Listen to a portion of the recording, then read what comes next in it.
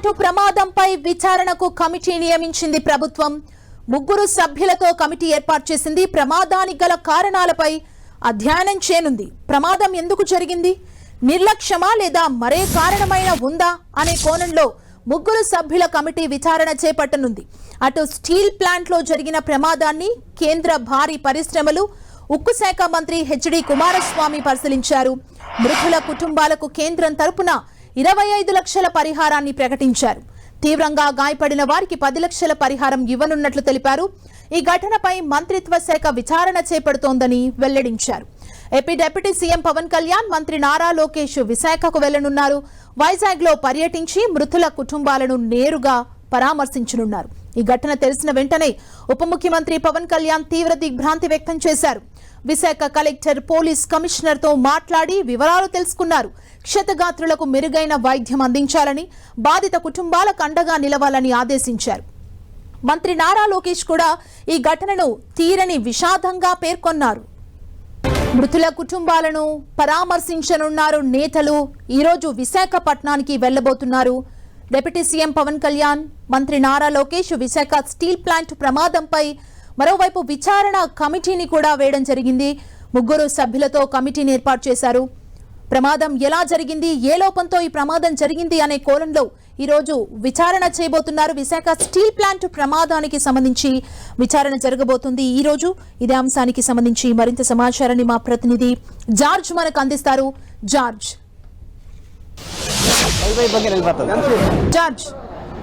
Steel plant ప్రమాదానికి సంబంధించి 3 నిపుణులతో కూడిన కమిటీని అయితే ఏర్పాటు చేయడం జరిగింది. ఈ 3 కమిటీ సైతం కూడా ఈ ప్రమాదానికి గల కారణాలు ఏంటి అనే దాని మీద అయితే అధ్యయనం అయితే చేయనున్నారు.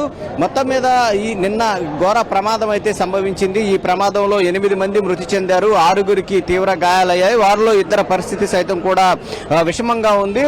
మరికొద్ది సేపట్లో సైతం కూడా ఏదైతే మంత్రి నారా లోకేష్ తో పాటు డిప్యూటీ సీఎం పవన్ కళ్యాణ్ సైతం కూడా ఇక్కడికి రానున్నారు. ఇక్కడ ఏదైతే చికిత్స పొందుతూ ఉన్నారో బాధితులను సైతం కూడా పరామర్శించనున్నారు. అంతేకాకుండా కేజీహెచ్కి వెళ్లి మృతి చెందిన బాధిత కుటుంబాలకు ఒక భరోసాని ఇవ్వడంతో పాటు వాళ్ళని సైతం కూడా పరామర్శించనున్నారు.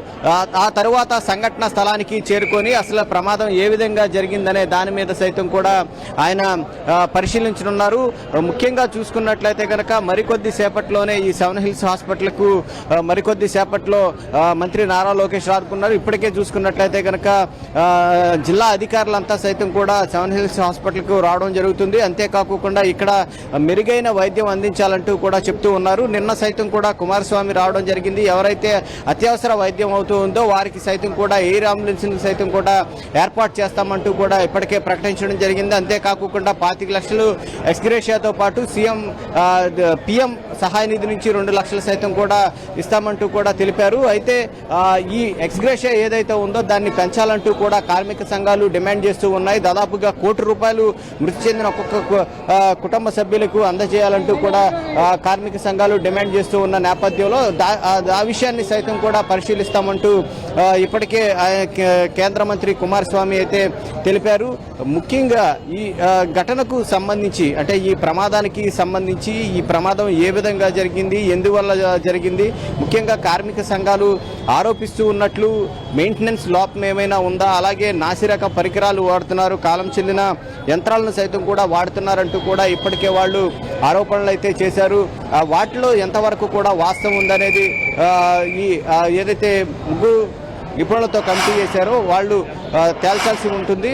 అంతేకాకుండా ముఖ్యంగా కార్మిక సంఘాలు అంతేకాకుండా అక్కడ ఉన్న పనిచేస్తున్న వారు ఆరోపిస్తున్నది ఏంటంటే ఈ బకెట్స్ ఏవైతే ఉంటాయో ద్రవ రూపంలో తీసుకువెళ్లే బకెట్స్ దాదాపుగా 1600 డిగ్రీ సెల్సియస్ వేడిని కలిగి ఉంటుంది. ఆ వేడిని కలిగి ఉంటున్న రోప్స్ సైతం కూడా సరిగ్గా లేవు అని చెప్తూ ఉన్నారు.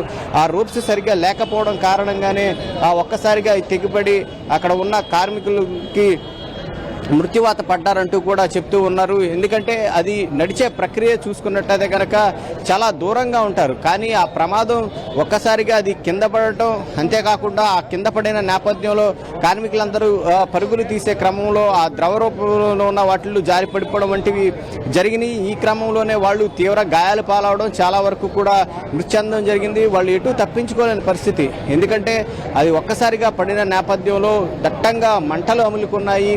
దానితో పాటు కూడా దట్టంగా పొగ సైతం కూడా వ్యాపించింది.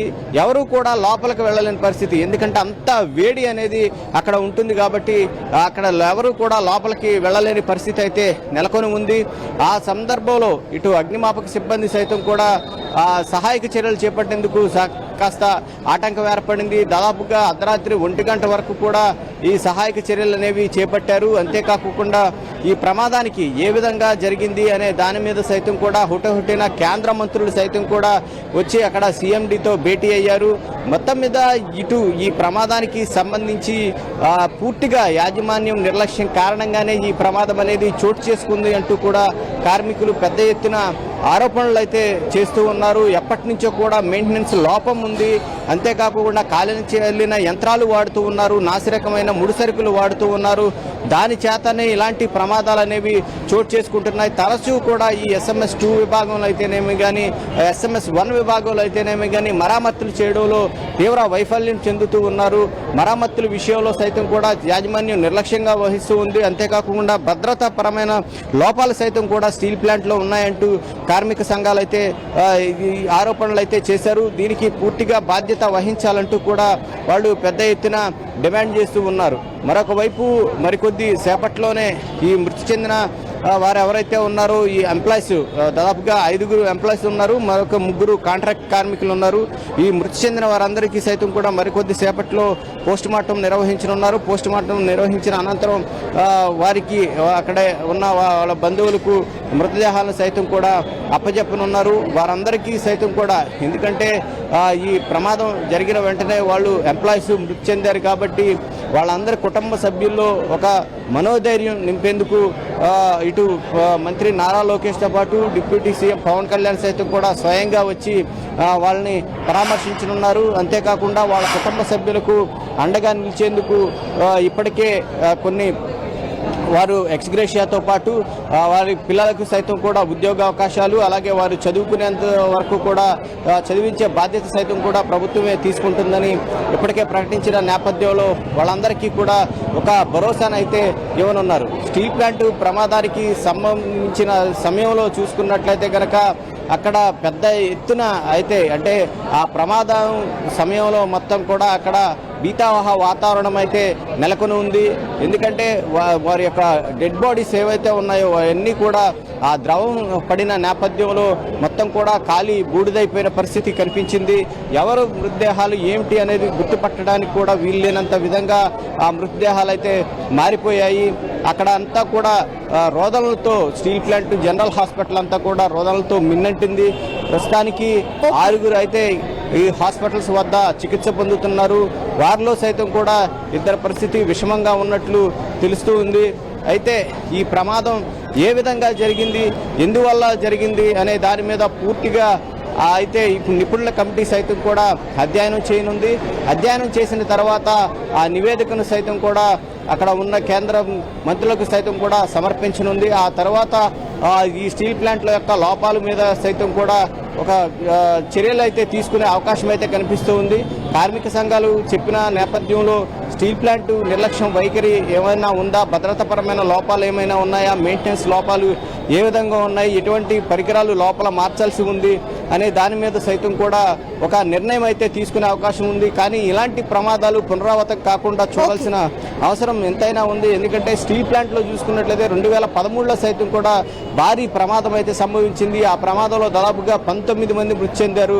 మరలా ఇప్పుడు ఇంత పెద్ద ఎత్తున ప్రమాదం చోటు చేసుకోవడంతో కార్మికుల కలవరం ఈ యాజమాన్యం నిర్లక్ష్య వైఖరి కారణంగా ఈ ప్రమాదం జరిగింది కాబట్టి యాజమాన్యం మీద కూడా చర్యలు తీసుకోవాలని కార్మికులు డిమాండ్ చేస్తూ ఉన్నారు. Thank you George.